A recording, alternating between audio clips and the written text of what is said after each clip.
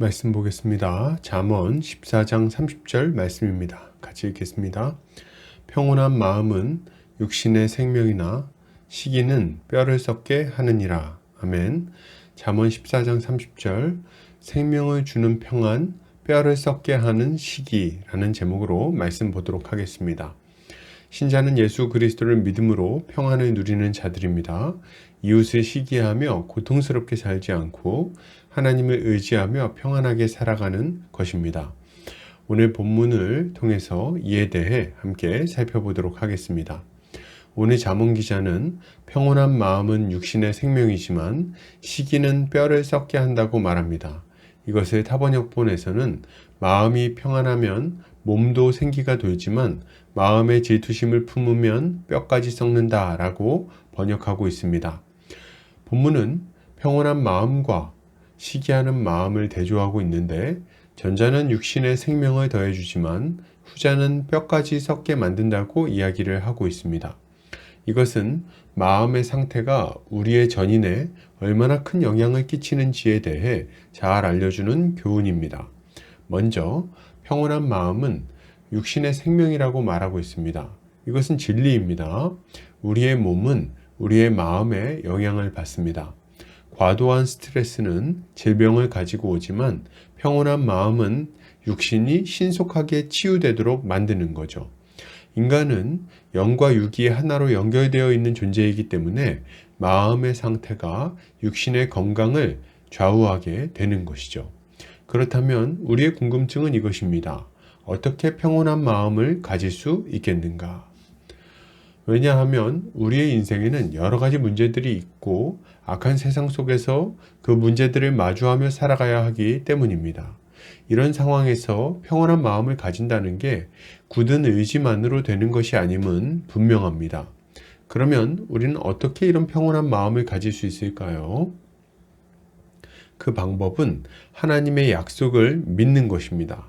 전능하신 하나님께서 우리에게 주신 약속을 신뢰하고 그분에게 우리 자신을 의탁할 때 비로소 우리의 마음에는 평안이 찾아오게 되는 거죠.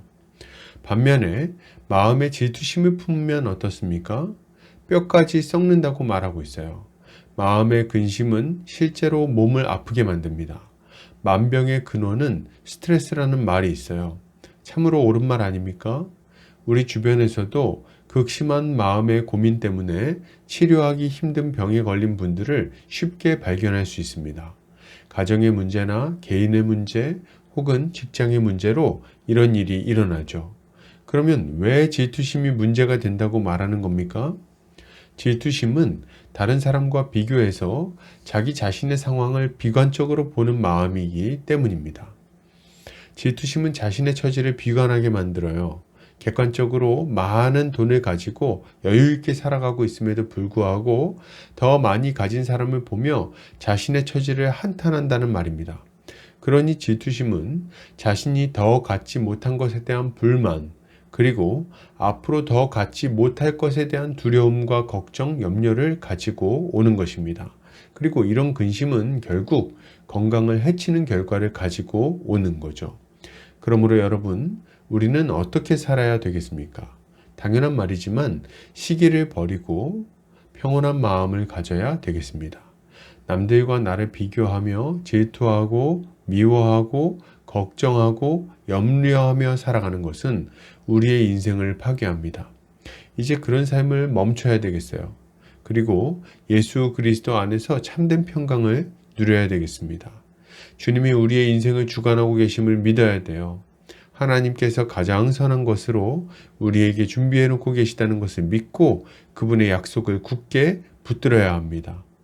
눈에 보이는 것을 보면서 걱정할 것이 아니라 눈에 보이지 않는 하나님에 대한 믿음으로 평안을 누려야 되겠습니다. 주님은 우리를 지키시겠다고 약속하셨고 우리에게 필요한 것을 공급하시겠다고 약속하셨어요. 우린 이 약속을 믿음으로 충만한 평안을 먼저 누릴 수 있는 것입니다. 그러나 당면한 여러 문제들과 눈에 보이는 것들로 인해서 믿음이 약해질 때가 있을 것입니다. 이럴 때는 어떻게 해야 됩니까? 기도해야 되는 거죠. 전능하신 하나님께 우리의 문제를 아뢰고 주의 도우심을 구해야 됩니다. 주님은 이러한 우리의 간구를 결코 외면하지 않으시고 우리의 마음에 하늘의 평강을 부어주실 것입니다. 결론을 드립니다. 여러분, 시기를 버립시다. 어리석은 비교를 멈추고 눈에 보이는 것에 마음을 빼앗기지 말고 주님을 바라봅시다. 주님의 약속을 신뢰하며 기도의 자리로 나아갈 때 우리의 마음은 충만한 평강을 누릴 수 있을 것입니다. 오늘도 주님의 지혜로 승리하는 성도님들 되시기를 주의 이름으로 축복합니다.